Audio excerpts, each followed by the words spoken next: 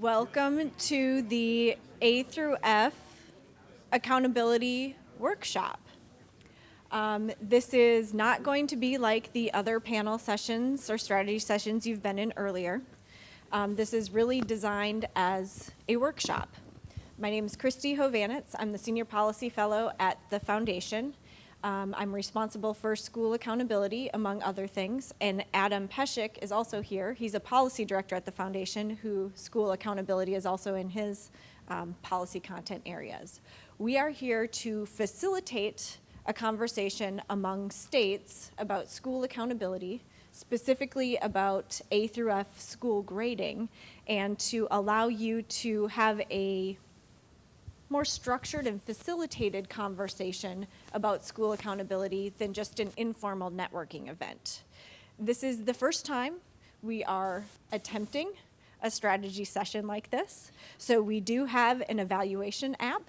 If you don't like it, let us know. We are trying to be innovative and trying to make this more interactive for some of our content areas that we have been presenting on for the last 7 years. At summits, and so we want this to be more of a conversation. We have a number of states here that have already implemented A through F and are coming with some questions that they want to know how other states are dealing with, but every one of you in this room will have an opportunity to talk if you would like to. The only requirement, and this is what freaks out the productions crew, is you need to have a microphone if you're going to say anything. They want to be sure that we capture all of this on video when we post them to the website. So if you do have a question or want to provide an answer to somebody else's questions, just let us know and we will hand over the mic to you. Adam and I here are purely here to facilitate. We'll start with a few overview slides to give you some time to think of questions and to think about what you want to share that your state is doing or want to respond to what other states are doing. So to start out, there are 16 states across the country that have A through F school grading. First audience participation, if your state has A through F school grading, can you go ahead and raise your hand? This is going to work, Adam. If it doesn't, we have lots of jokes.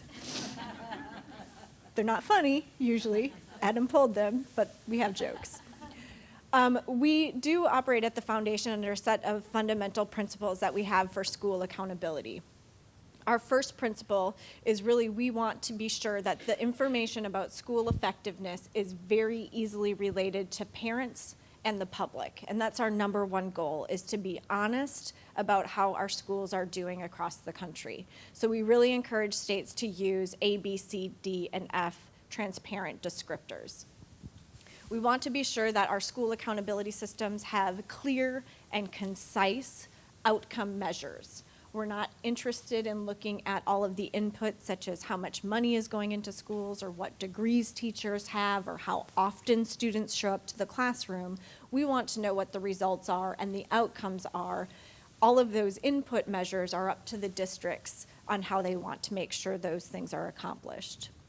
We also want to be sure that we are measuring college and career readiness, whether it's through graduation rates or whether it's through advanced placement, international baccalaureate, dual enrollment, ACE industry certification credits, or other measures that we might hear about for college and career readiness, because that's our ultimate goal, is what our students doing once they leave the K-12 system.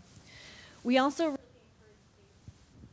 encourage to have a balance of, this is working, of student performance and progress. We want to make sure that we have a level playing field for all of our schools. So we don't want high-performing schools to really rest on their laurels and not encourage that growth year to year. And we also don't want schools that have kids entering the system behind not to be able to demonstrate that they're making effective growth and really progressing with those students. So having a balance of growth and proficiency is very important for our school accountability systems. And when measuring growth, we want to be sure that we're measuring growth toward a standard or toward an expectation, not in comparison to their peers. We really want to be able to be sure to be able to talk to an individual student to say, you are making progress towards proficiency, and proficiency means something, not just you're doing better than the kid sitting next to you. So growth to a standard, whether it's proficient and or advanced, is very important in our systems. We also focus on the lowest performing students. No Child Left Behind had a very distinctive focus on focusing on individual subgroups, which is an amazing way to demonstrate and illustrate achievement gaps. But we know that not all schools have all of our demographic subgroups. And so in order to level the playing field for school grades, we focus on the lowest performing 25% of students in the school, because every school has a lowest performing 25%. And those lowest performing students come from every demographic subgroup. So focusing on the low 25% is really important on our systems as well. We also want to be sure, since this is a parent-driven system, and make sure it's transparent, that the results come back in a timely manner, but at least before the next school year starts. So parents are very aware of how effective their school is before enrolling them there in the fall. Again, being able to clearly communicate this information to parents via a website, report cards, and making sure that they're easy to understand and transparent and have information that's digestible by somebody like ours. And then also making sure that when you're setting an A through F system, even if you implement all of the principles, if you don't set a really high bar for what it takes to earn an A, the system becomes meaningless. So that A really has to mark excellence and be able to demonstrate that that school is a very effective school, not that 80% of your schools are earning an A in that first year. And in addition, not only setting a rigorous bar, but making sure that you continue with the mantra that success is never final and reform is never finished, and you're constantly raising the expectations for students. So those are the overall principles that we work on with states when we're talking about school accountability, specifically A through F.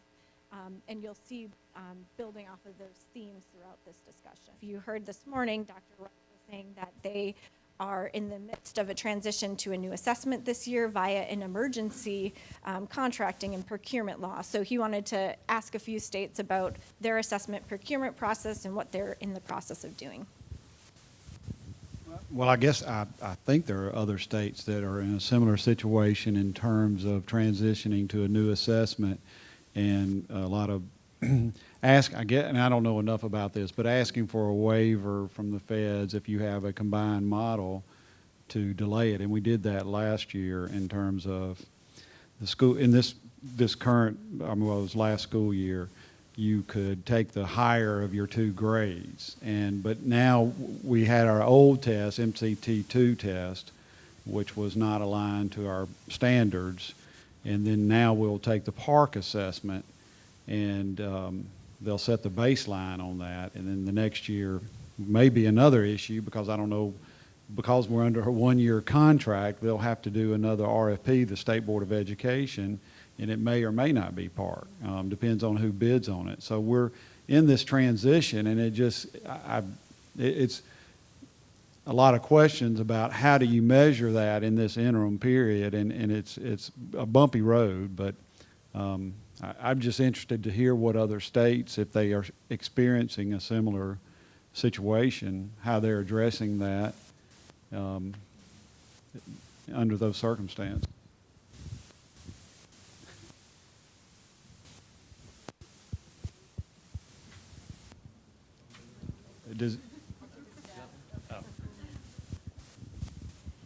I think what you're saying is that because you're administering a new test, it's going to be difficult to establish school grades in the first year of administration. Is that what you're saying? An apples-to-apples comparison. Somebody told me a concordant table if you have different tests. I want an apples-to-apples comparison, and I think parents want that as well, especially if you took different tests.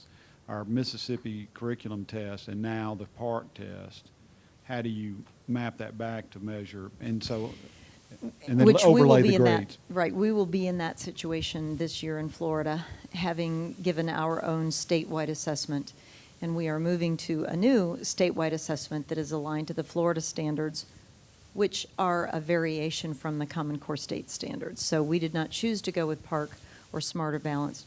But having said that, we are not going to try to tie it back to our previous assessment. We're going with fresh, new measures to be included in the school grade and really providing us, we're calling it a baseline year, so that we are almost as though we're starting over back like we did in Florida 15 years ago when we started this whole process. And it does present some challenges in that it's very difficult to calculate a learning gain off of a brand new test. And there are a few ways that you can do that, or you can do as Florida did the first year we issued grades, which was that we looked only at the on-grade level performance of students and didn't take into consideration growth or learning gains. Not everyone is going to like that, but that may be the approach this year that we're going to have to do. And so on that 1 year of test results, you were able to make a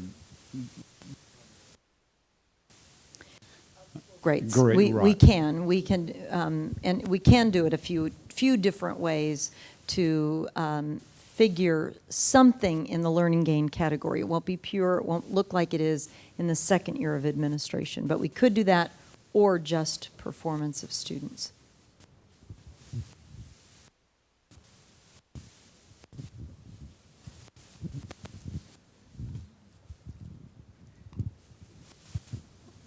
You want me to ask a question or respond to that? Well, I'm from Utah. We face the same sort of thing. This was the first year that we actually did new assessments. We have a state-specific assessment. We're not part of either one of the assessment consortiums. And although our school grading law is in statute and it's very explicit about how we determine proficiency and how we will determine growth, which is a key issue for us, the legislature also gave the flexibility to the state board to look at this as a transitional year. And specifically in our statute, it says, look at the results of the new assessment and then come back actually to our executive leadership to present your plan for this 1 year, and we will use that as a baseline year.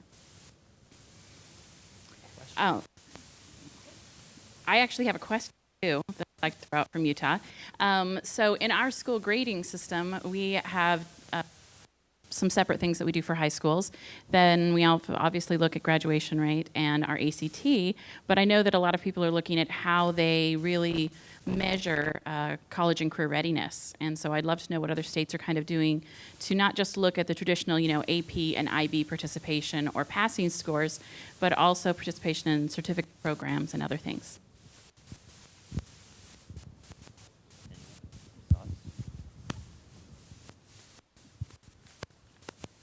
Hi, I'm from Arizona, and this is just theory. We haven't done it yet, so I just preface it with that. But one of the things, our Board of Regents has a really strong database, and they do a great job of tracking Arizona graduates who go through the Board of Regents universities as well as the community colleges. And one of the things that we're looking at, because there, we have the list of high schools where not a single student who has graduated from there has persisted onto any form of post-secondary. And so that's one of the things that we are looking at, is essentially a college and career ready index that would include, persistence from a high school into some kind of post-secondary, then potentially completion or some level of attainment, whether it be a certificate or in a work environment or a degree. The challenge is with the time lag, and how is it fair to incorporate, data 6 years out?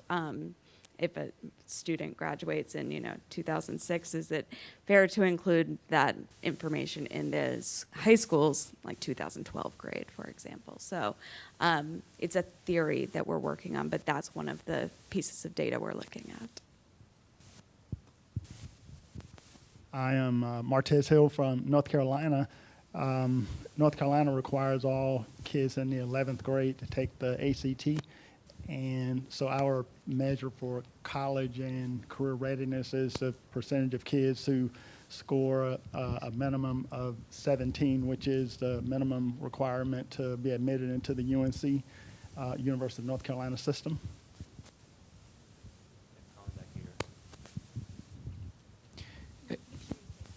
Okay, my name is David Oaklander, and I'm from the Noble Network of Charter Schools in Chicago, Illinois.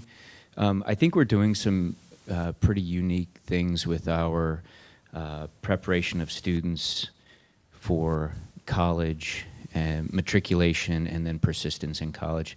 So the first thing that we're doing is, 93% of our kids, I believe, are first generation to go to college. So when they go home at night, there's no institutional knowledge that they can tap into with their parents about what are good schools, what are not good schools, what should I be looking for. So what we've done in the senior year for all of our students is we have established a class that they take all year, and we call it the College Seminar. The first half of the year, the first semester, is dedicated exclusively to all of the students applying to a minimum of 10 universities, and then we break those into 3 categories. Match universities, which is based on GPA, and we're in ACT state, so GPA and ACT. Then we have them apply to reach schools and a couple of safety schools, and we have a really good track record of knowing which schools our kids are going to get into and which schools are going to give our kids good scholarships, because that's really critical.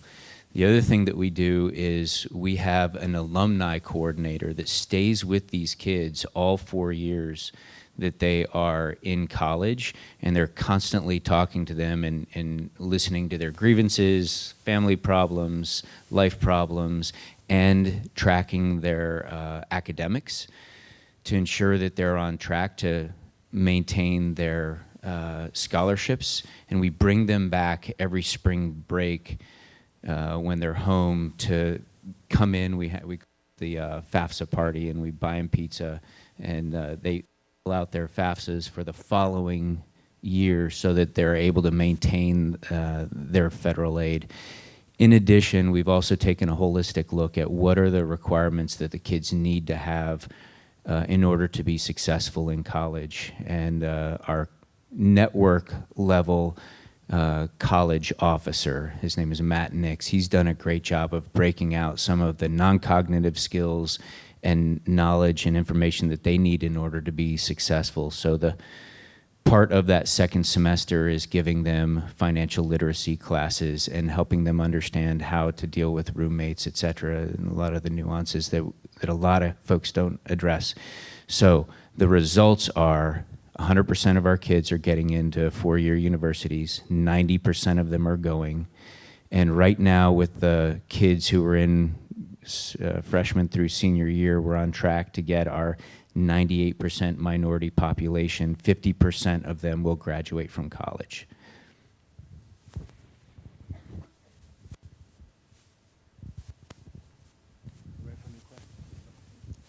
Ready for a new question? Sure. All right. Dan Suchek, North Carolina Senate.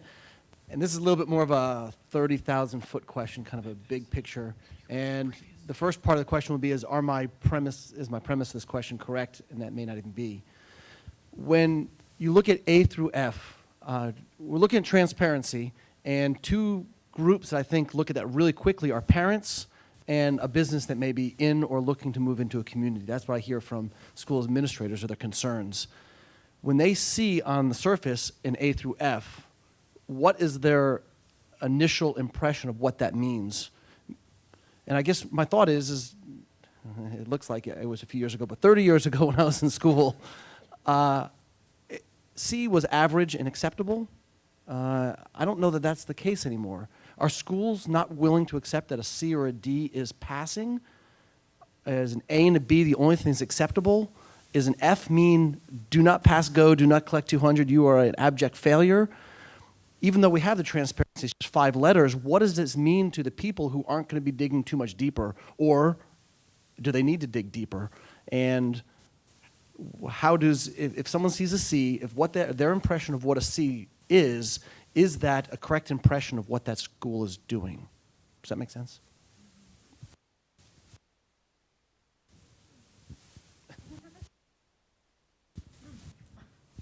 That's a great question. Don't real estate agents as well, you know. The way we looked at it going into it was a little different point of view, and what we found was really interesting. The kind of a major concern across the board when we started grading schools is, we're going to have an uproar over schools that are F schools.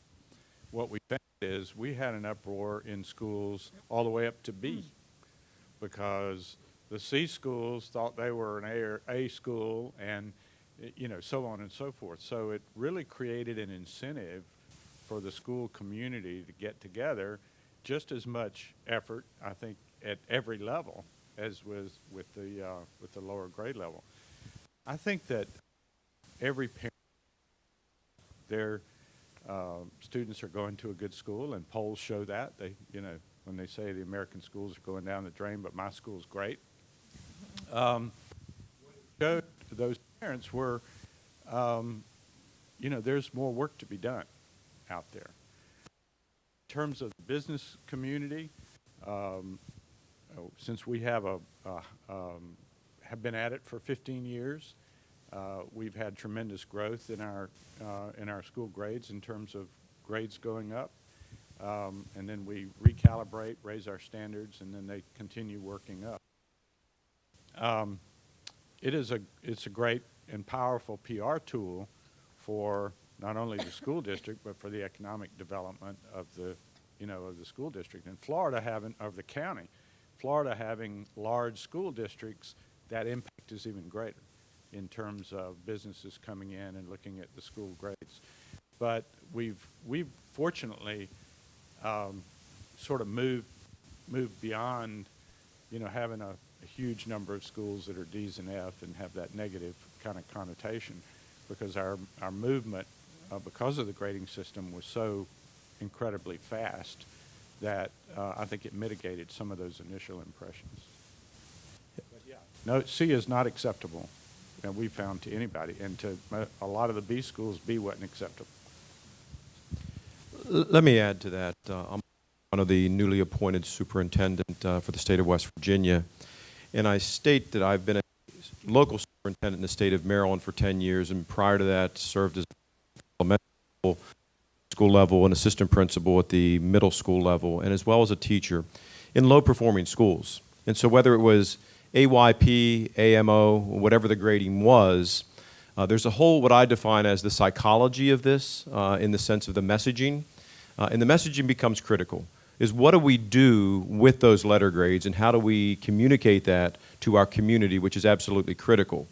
So coming into the state of West Virginia right now, where we are in the beginning phases of implementation, one of the things that I've challenged staff as well as individuals in working with our superintendents is that we need to use this as an opportunity for improvement, that we shine the light on the areas of deficiencies as a way to show improvement, because all of our schools aren't A's. None of our schools across the nation are. But how we communicate to our parents is critical, because we all know how that feels when those letter grades are assigned and what that means from the psychological standpoint. And more importantly, I think the next level of that is how we communicate it to our community, but more importantly, how we communicate it to our teachers and staffs, who, when I've worked in what I define as some of the most challenging schools in the Washington metropolitan area, I've saw some tremendous quality instruction. It's a real blow, to the individuals who work in those schools when they receive those lower grades or the communication of it. So my comment is more a comment, not necessarily a question, and trying to seek some validation, but not to forget about, not just to throw these things out there for public consumption, but that we have a lot of training, a lot of public relations, a lot of messaging that goes to our parents as well as to our staff, so that they can understand what those numbers mean behind all the metrics that we have placed in there. Because oftentimes it's very difficult. I mean, I would challenge all of us to try to sit down and explain some of the previous indicators to parents who are disengaged from the educational process, but they truly understand an A to F letter grade. But we need to think about who our parents are and how we're explaining that to them. So I just give it as a comment more so, and I know that working with our board and working with our superintendents in West Virginia, that we're going to spend a lot of time talking about what it means and how to message that and communicate it clearly, and communication is the major part of this for all of us right now. And if I can just add, to begin with, the first thing that we saw happen is the Chambers of Commerce about being in the process improvement, and that also created a great impetus. They saw the economic potential economic downside of that and became really strong partners in helping schools. I'll just add a little bit to that. One of the things that has happened in Florida is that we provide support to those schools that have D's and F's from the state level. And some of that is a carrot and some of it is a stick. And in so doing, sometimes it provides that school administrator and sometimes even the superintendent with the backup to be able to do the things they knew they needed to do and wanted to do, and now they have the documentation that says that they must. It's urgency. And so it really helps every single school, and John said it. No school is satisfied with your grade. You left out that if you're an A, you are working really, really hard to make sure you maintain that A. So I said before there's power in the F, but there is power in every single grade in the A through F. And you're right, there's more to it than just that A through F. There's a lot of information that goes into that. And so for those people that want that additional information, it's there for them to get.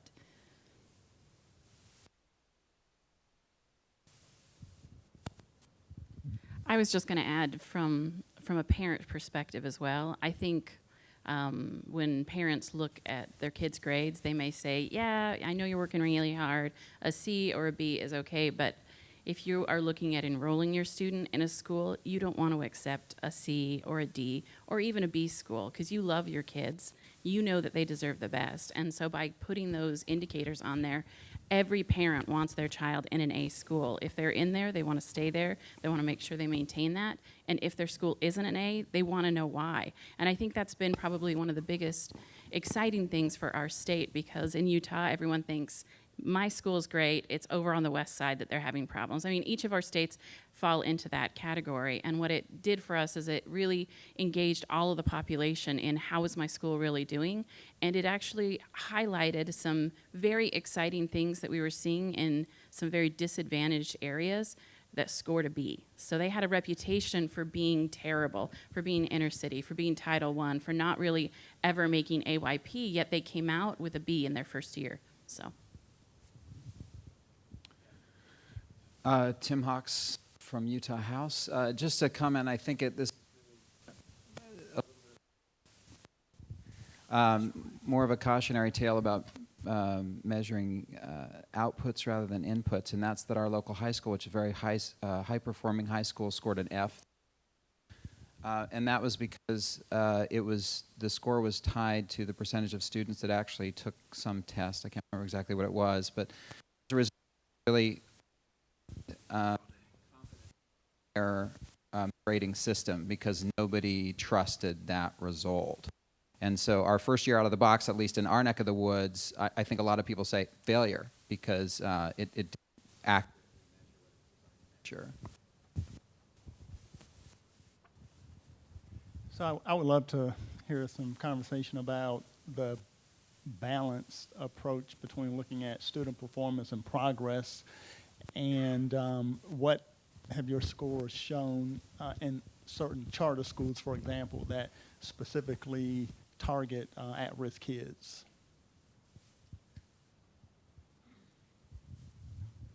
Well, I got an accountability model that we had before. We had a growth predictor, which was biased towards schools where you had a lot of proficient students, your wealthier districts.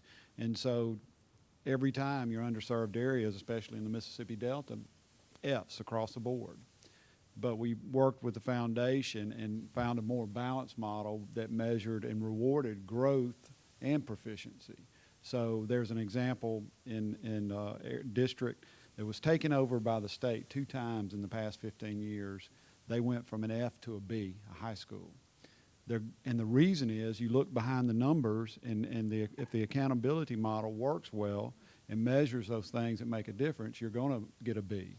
And the reason they did, their graduation rate went from 49% to 72%. And they did well on their subject area tests, their end of course exams. And it made a huge difference. And now they're a B, and a wealthy district right next to them is a B. And they're like, hey, we can, and I think it builds, obviously, the confidence in those students and that community there. But beforehand, they didn't have the ability because it was measured, you were only rewarding proficiency. And certainly having that balanced model makes a big difference. And looking at the bottom, we show one category of the bottom 25% of students, how much you've improved their growth. And so I think that, and not only making sure that we have raising student achievement, but it looks good in your score. So you're driving that growth by rewarding.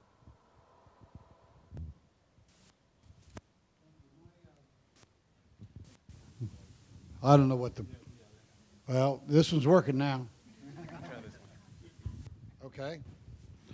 Now I forgot my question. No, I didn't. No, okay. Is anyone experimenting or implementing some differentiated grading, i.e. a grade for growth, a grade for proficiency, and maybe an overall grade? Or instead of a letter grade, maybe a number grade based on, but some other model that will, in fact, really show what's going on at that school. It seems to me that it's a hell of a lot harder to raise a kid from a D to a C than it is from a B to an A, or from an F to a D, in my case. So if the goal here is to communicate to the community, the parent, in reality, my kid, is that a good school for my kid? What are my kid's needs are X. Will my neighborhood school, or the school that I'm assigned to, or my child's assigned to, is that going to meet the needs of my kids? And I can learn something from that grade. So is anybody doing something a little more sophisticated than just slapping an A, B, C on the front of the building, and everybody's wondering what the hell does that mean? I mean, in North Carolina right now, we call them School of Excellence, so nobody knows what it means. So we're going to the ABC, we understand that, but it's just not that simple. So there's really got to be a better way.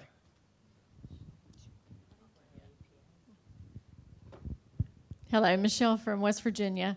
I think we've been in a situation similar to what you're describing in the past, and one of the things that we were so thrilled about when we first applied for the ESEA flexibility was that we were able to take systems that were assigning some different grades and make it into one system. My background is school improvement, and so we were in a situation several years ago where we had a comprehensive high school that we awarded the CTE Center a School of Excellence, but then the other half of that school we identified as one of our low-performing schools. So that was a lot of discussion that we had with the board, and I know the governor was involved with us as well, as should we assign some different grades for different reasons. And we came to the conclusion that, you know, showing the metrics as to how we got to one grade made more sense for our community and for our parents.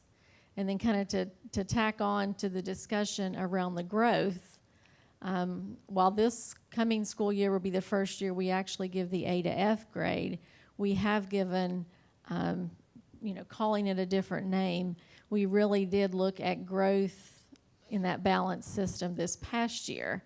And we were able to see our lowest performing, highest risk schools for the first time get some recognition for that hard work they were doing in those classrooms, as opposed to, you know, the elite schools that are always going to have their students at that performance.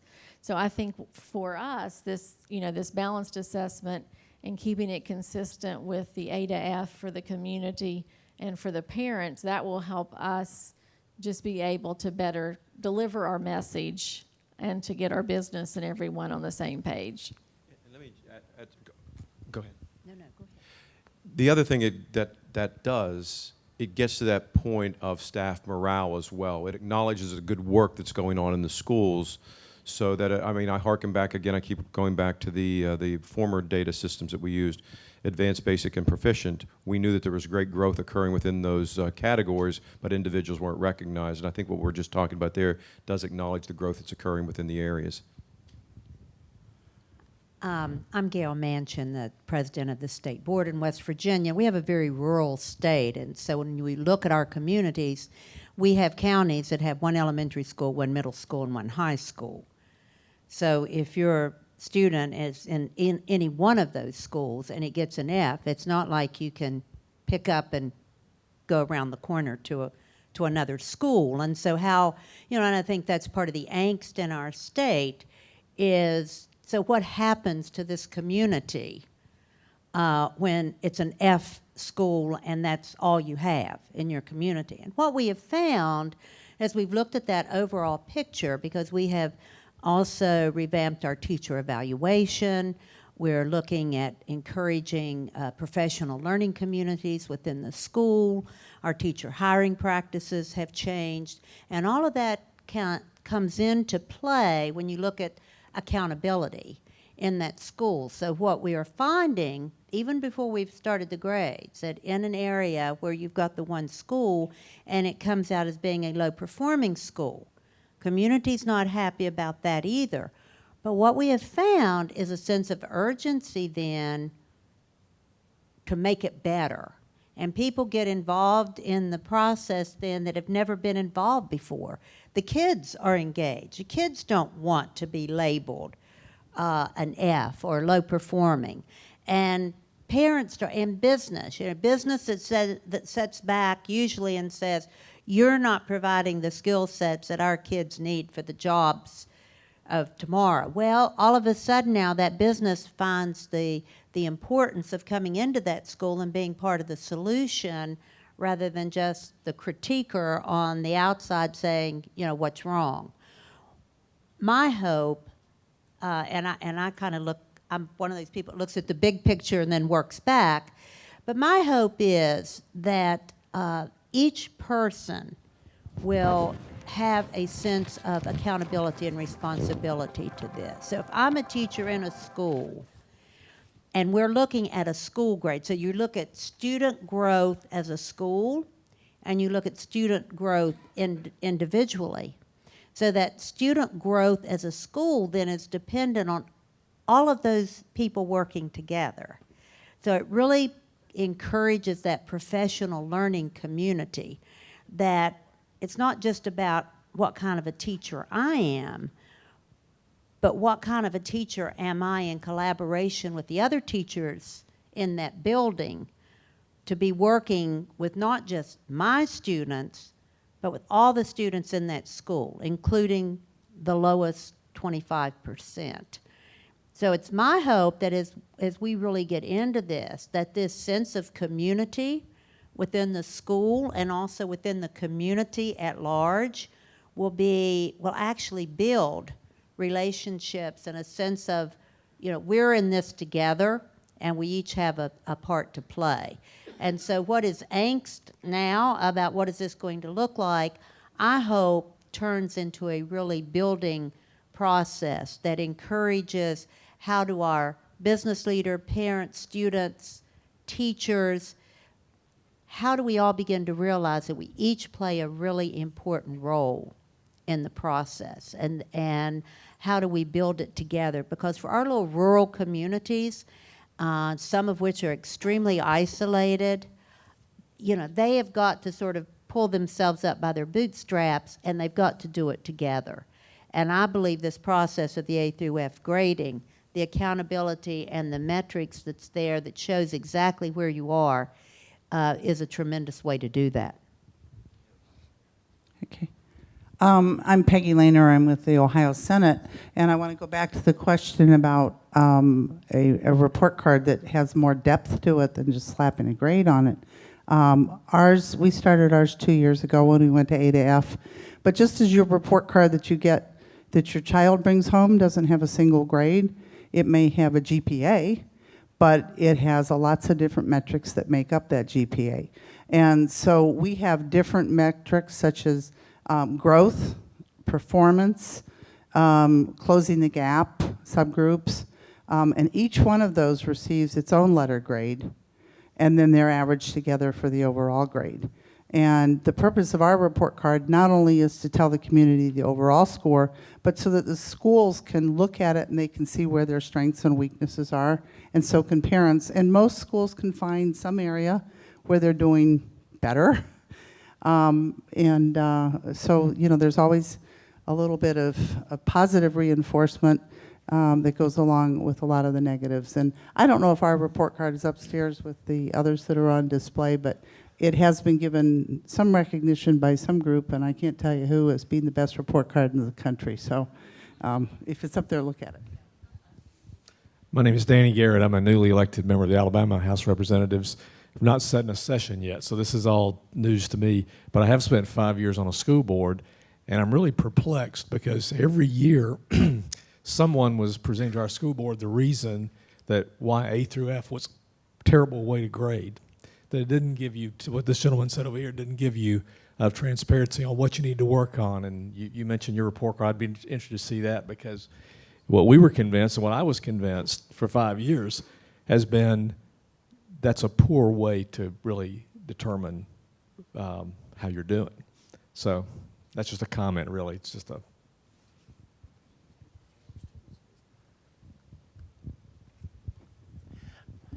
I commend several of the speakers. I'm Pat Forjone, formerly superintendent of schools for 10 years in Austin, Texas.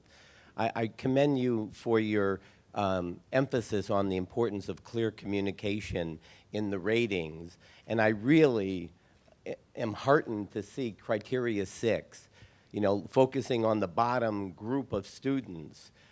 But I wonder, how does this all go up against AYP and NCLB? Where I had 36 tripwires. And if I miss one, you go low performing.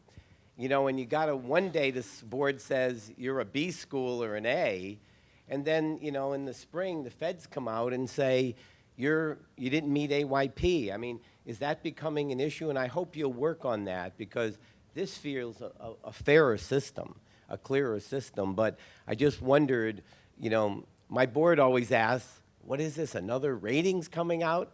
I thought we did well, and you hope you made it, but it certainly, you get the fact of the feds have many more cells that you have to meet. And in an urban district, all my cells were active.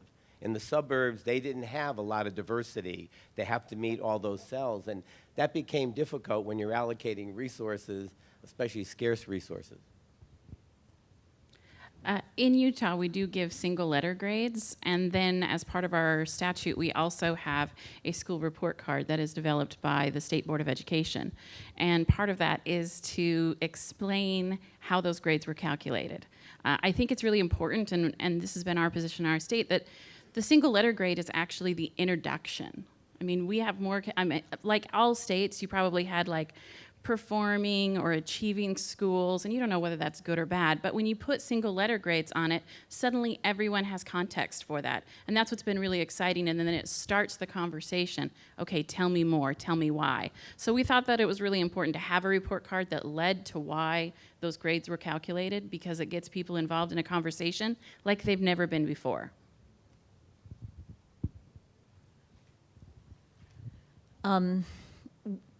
There are several things that I would like to touch on. Let me start with what you said about the AYP and NCLB, and we did get in Florida differentiated accountability, so that example you used where there was one metric that we missed, it didn't mean that we now went into CINI status. We managed to be able to work on that, and then we've been able to marry our school grading system with the federal requirements. We had to do some maneuvering with that so that we were addressing some of the areas that they felt were of concern. And as Christy said at the beginning, that I didn't know it was the 6th bullet down, but that lowest performing students. So again, like you did in Mississippi, we took the bottom quartile and measure the growth of the bottom quartile. And so our metric, though it is a grade, the idea of that is that it's a quick snapshot to give individuals the information on how this school is performing.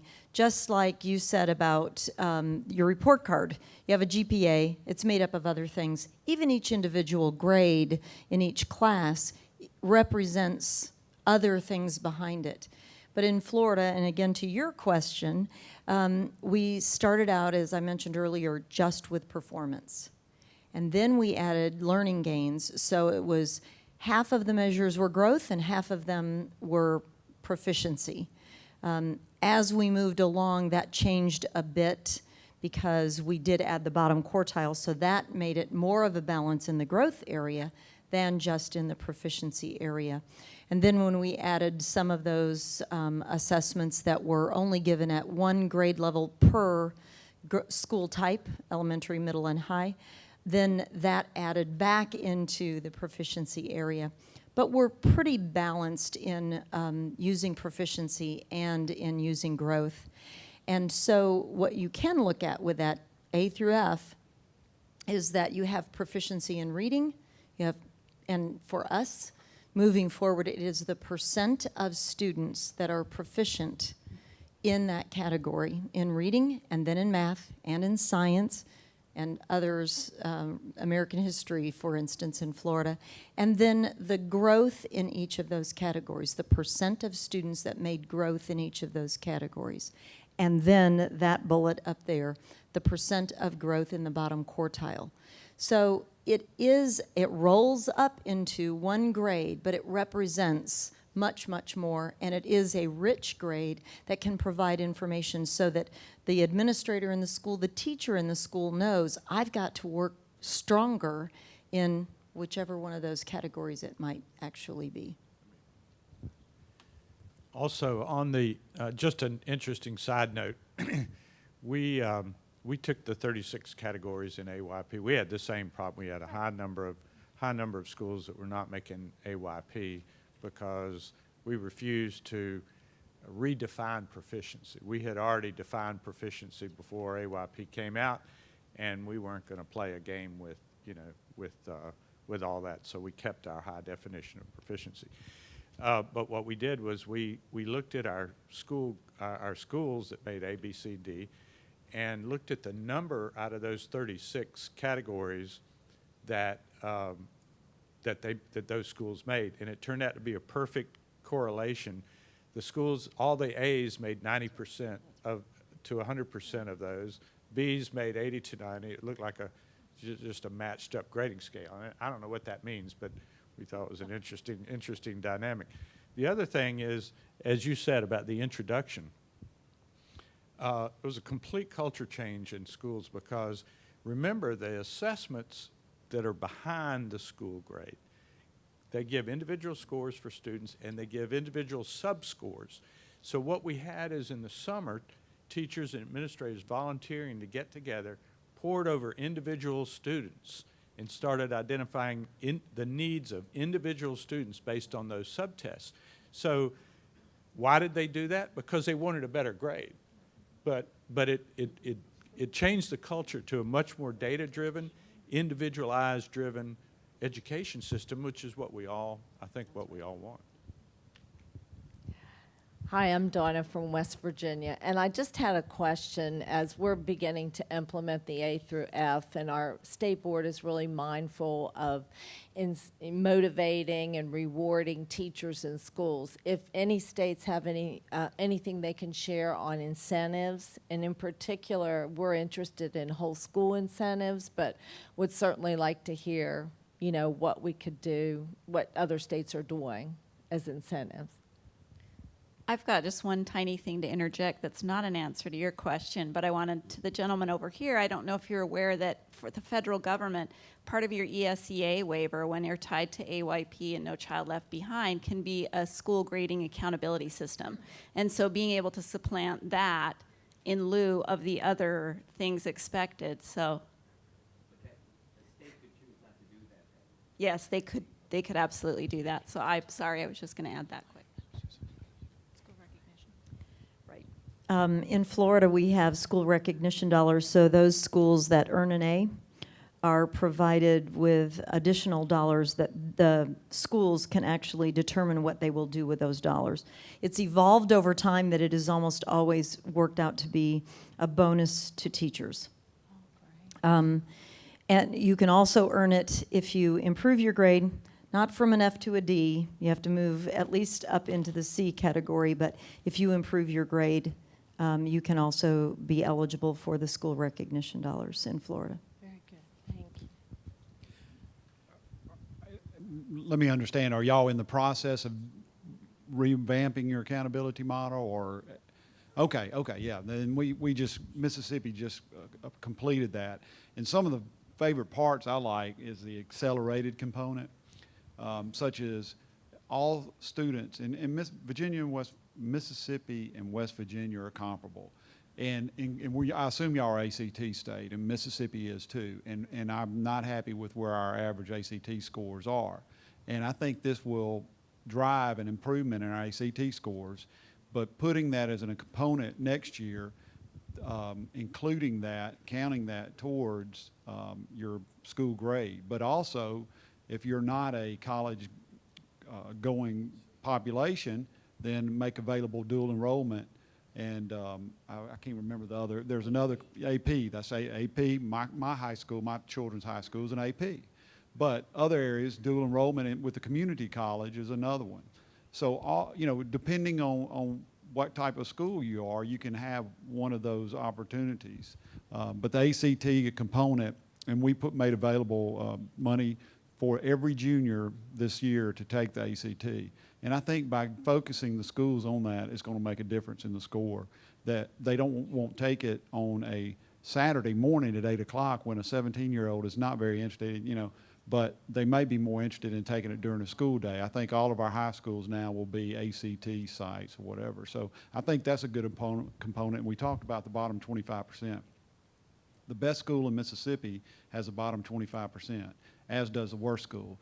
And my school has a very wide achievement gap, and they weren't, maybe they need to focus more on that bottom 25%. So I think that component is critical to help them, raise all boats, as they say. So those are two of my favorite parts that certainly needs to be a part of it. But then also looking at how you count growth, and that's, maybe in your bottom bands. I think you're moving from the bottom 50% of that band to the top 50, count that as growth. So that you're, rewarding that bottom group and making sure they get that recognition as you give the recognition to those schools. And then we have adopted the school building recognition program. Once you get that in place, your school grades, there's all kind of fun things you can do of rewarding a school. And how we have it, if you're an A school, then you would get $100 per student.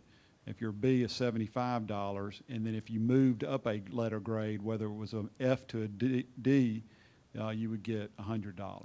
So, I mean, and it would be a decision to that school building as to how that money would be dispersed. If you wanted to give it all to the top 5 all-star teachers, you could do that, or if you wanted to disperse it evenly among them. And I think we did it to where it would, ultimately be about $2,000 if it averaged each teacher. So, but that's just something you can do once you get your system in place.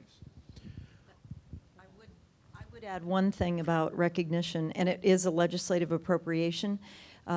It really could work much better if it is outlined in statute or in state board rule how those dollars would be allocated within the school. I moved a high school from a C to an A in 1 year, so we were eligible for school recognition, and all the faculty did that next year was focus on fighting about what to do with the school recognition dollars, and we dropped back down to a C. And so that is one caution I have about school recognition dollars is the more you can outline what happens with those dollars, the more everyone will focus on the important work that needs to be done in the school.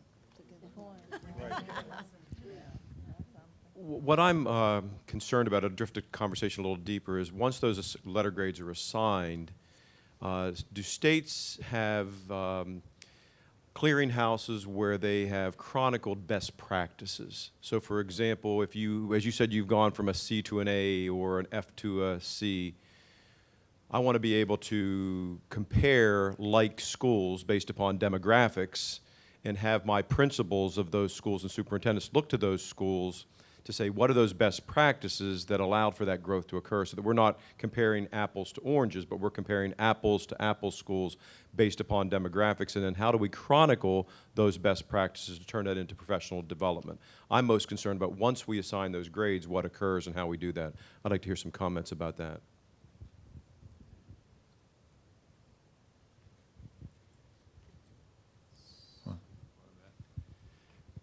It's interesting. I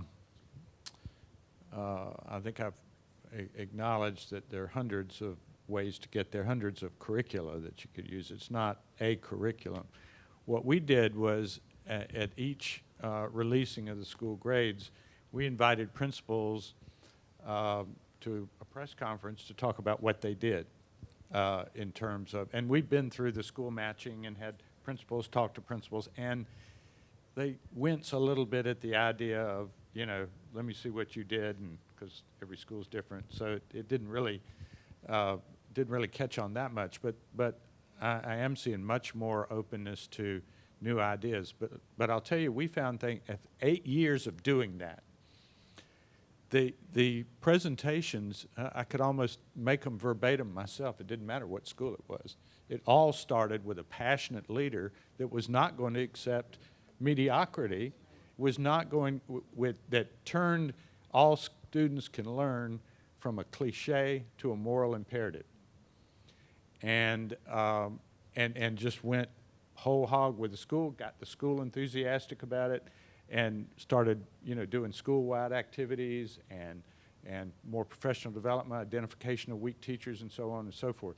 So there are a lot of curriculum kinds of things, but I think that one of the things that we've learned is it really starts with that leadership, and that leadership can catch fire among the faculty and the parents and to get things going. But absolutely, we do a lot of in state conferences, and we do a lot of sharing in terms of things that are done, and in fact, we've given some mini grants and just got everybody together from schools around the state, and they went shopping for schools that were like theirs to find out, and not to adopt necessarily a policy, but to make a contact with somebody.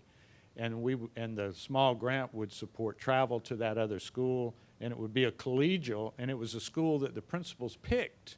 So it wasn't somebody that we said, oh, well, you need to go do what this school is doing or that school is doing. It's something that, but what it did is it unleashed that desire to improve, and really allowed them to pair together, to work together to improve schools.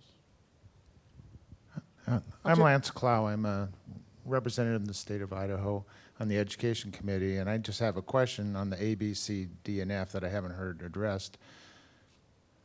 Are there limits to how many of your schools can be A, B, C, or D? I mean, are you guaranteeing that there'll be some F schools, or you know? And that's what I'd like to find out. Are there limits? Is this graded on a curve? We did not do a curve, and I wouldn't think that that's a good way for us to approach this. Is the model set up so that there are Fs? It happens. It happens with us every single year. And the point at which we reach that there are no longer any Fs, it's probably time to look at raising the bar again. And I think that might be something that would be important for everyone to look at, including our state board is committed to doing that, to making sure that we aren't settling, but that we do, in fact, continue to raise the bar. It doesn't mean that every year there would be a bell curve and there would be a certain number of A's and a certain number of F's, but you do want to always be continuing to push the bar. Ed Henry, another. You're going to answer that? Go ahead. I'll be quick. In Utah, we do have, we don't have a bell curve. It's not forced. We do have the set percentage If you have this many of the eligible points, you earn an A. I would love to say that if you had 90% of your eligible points, that was an A, but we weren't in a position that we could start the bar that high. So we looked at what was reasonable for our state and helping them transition, and we obviously want to increase the rigor, but we also did put in an automatic trigger so that when a certain percentage of our schools had started to earn an A, then the entire scale moves up a little bit. We saw that as a way to help in a policy sort of way, but then also drive rigor. Ed Henry, Alabama representative. I don't know how many of you know about our state, but we're definitely have been historically a very strong union state, to the point where the head of our teacher union would sit in the gallery and dictate how votes went with a mere up or down of the thumb vote. Until 2010, we flipped the house and we were able to take control back. And we started looking at education because this was the one place, where the teachers union had truly controlled our state government, and yet we had consistently remained in the 48th or 49th spot in the state on all markers. And that, to me, speaks to the problem with this whole, the whole situation. And the thing that the School Grades Act that we passed 2 years ago, we are still in the process of implementing, and my question will be at the end here for you guys. But it was a change. It was trying something different, because for 30 years we had done the same thing over and over and over, and threw more money into the same places that constantly failed, to the point that we couldn't throw any more money at it. So we tried something different, and this is what we're doing. And we have added a different twist to it. I don't know if anyone else is doing this, where if you're in that bottom 25th percentile of the overall schools, then we allow children that are in those school districts the opportunity to leave that district, go to a non-failing public school or a private school, and we set up scholarship funds so that kids can go to those private schools if they so choose. My question to you guys that have, I guess, implemented this, we are still struggling to get it out of the Department of Education, to get them to truly buy into this idea that we can actually grade schools. They don't have a problem grading kids, but they can't figure out how to grade each other. So if you've got some words of wisdom, I'd love to hear them. That's the legislative issue. Do y'all have it in statute that they shall do it, and they still haven't done it? Well, now that's, I was gonna say, make sure it's in statute. Well, that's the only thing I can offer is if you put it in statute, then, you have to do it. And beyond that, I mean, I can't offer anything. I'll take that one. As a state superintendent that has the utmost respect for the powers who be above me, my state board and governor and legislatures, I would view that as a form of insubordination, but that would take that off the record. But however, in terms of the implementation phase, I think what's critical, you can tell I really focus in on communications of everything that we do. That what I've really pushed the department, that I've just taken the reins in the last 2 months, is a very clear communication plan and a timeline, so that we can present that. We have interims that we do presentations to our legislature, to our governor, and we take all those initiatives very serious, so that we're providing updates with a timeline. We have a very robust timeline of implementation that talks about communication to our superintendents as well. So in terms of just basic considerations, if I were in your position, I would be asking what the timeline for implementation is, considering it's in statute. I'm sorry to make it that simple, but that's where you are.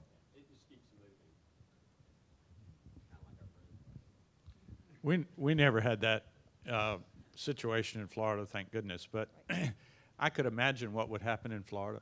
They would take a very close look at the department's budget and, link certain things to certain timelines and so on, and so that would speak.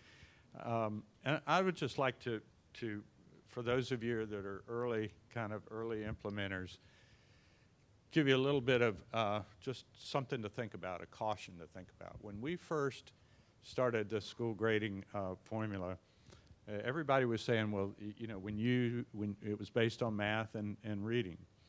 And all the educators and all said, well, that doesn't tell the whole story about the school. And that's true, but it is the, you know, I mean, typically our philosophy was, in order to get real learning going on at school, you have to have pretty good discipline, you have to have attendance, kids have to be coming to school, you have to have the other things working. But that didn't work. So we added in, we got the legislature to add in and give us a year to study things like school discipline, parent involvement, a lot of these kind of vague things. And so we held meetings across the state with all the stakeholders and who had asked for this and try to figure out how to do it. And it just was a complete meltdown, and they all started fighting between each other and unanimously asked the legislature to do away with those. And so they did away with them, but just remember that some people who do not want school grades and do not want accountability don't have a problem with being inconsistent. Because then, the very next year, they said, well, you're not telling everything that happens at the school. It was like deja vu all over again. So be careful with, and they you know, and some of these are very good points, and it happened, I think it happened in Florida, and we had the last session on the commissioner's leadership sort of rebooted, because what we had was, as we added different things that over the years, and then all of a sudden, every component that you add takes that new percentage. So if you have like 50-50 and then you add a third one, now it's not 50, it's 33%. So what you have is the untenable situation where 25% of your kids are reading on grade level and you got a B. And then those same people say, look, school grades are meaningless because these kids can't read, but they made this school grade. So, you know, you just have to, what we did, and I can't say what you should do and everything, but what we did was we just tried to keep our eye on the ball and keep moving through and recognize that whatever we did, whatever change there was, you're going to have people saying, that's not good, that's unfair, that's too strong, so on and so forth. And in 15 years, has that stopped? Oh, no. No. They've got great staying power, you know, and so just be cautious about accommodating until you give away your true accountability focus on student learning. I have one quick question. So the last principle, establish rigorous criteria in order to earn an A, blah, blah, blah, blah. So what was your process to determine rigor, and who was at the table, and how long did it take for you to go through that process?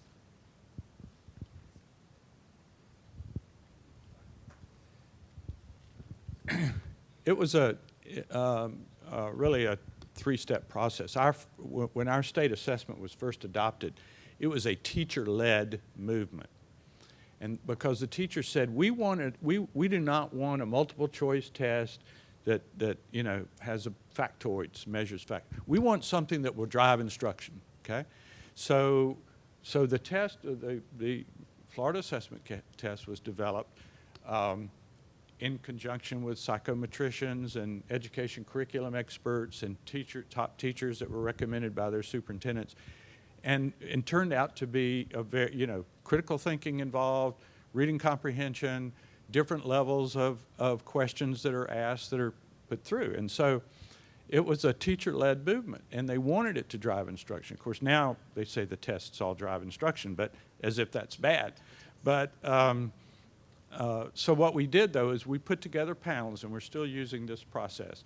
We put together panels, had superintendents recommend their best people, curriculum specialists, teachers, parent groups. We even had a couple from the newspapers sit in the process. It was very transparent. And they went through and they started looking at these items, test items, and it was like a jury. Just we started out where it had to be unanimous that this was the right level. And so nobody had to change their vote. They were just going to stay in the room until they all agreed. So, so we had a little of that factor going on. And so, and it turned out by selecting really top-notch teachers and curriculum specialists that they expected more rigor from their students already. So they wanted to put that in the state assessments. And then we took those,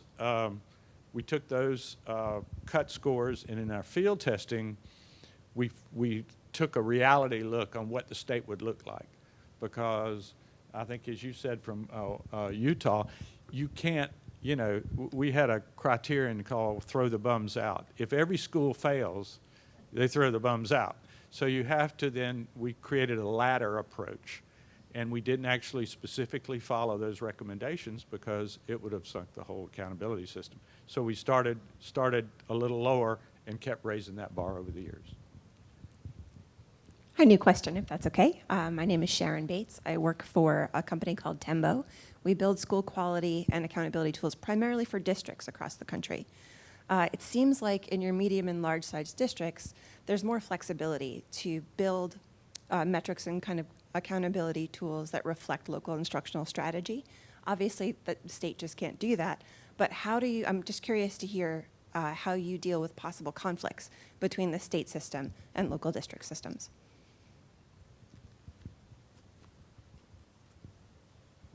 I'm not answering the question. Oh. Somebody else.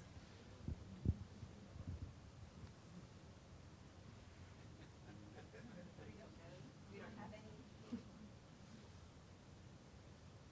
I think you stumped him. Good question, no answer. I was actually going to go back to the Florida comment about pressure, that you're always going to have someone complain. And New York City just caved from having what I thought was one of the better models. And then in Florida, I also just want to point out that sometimes their complaints are valid.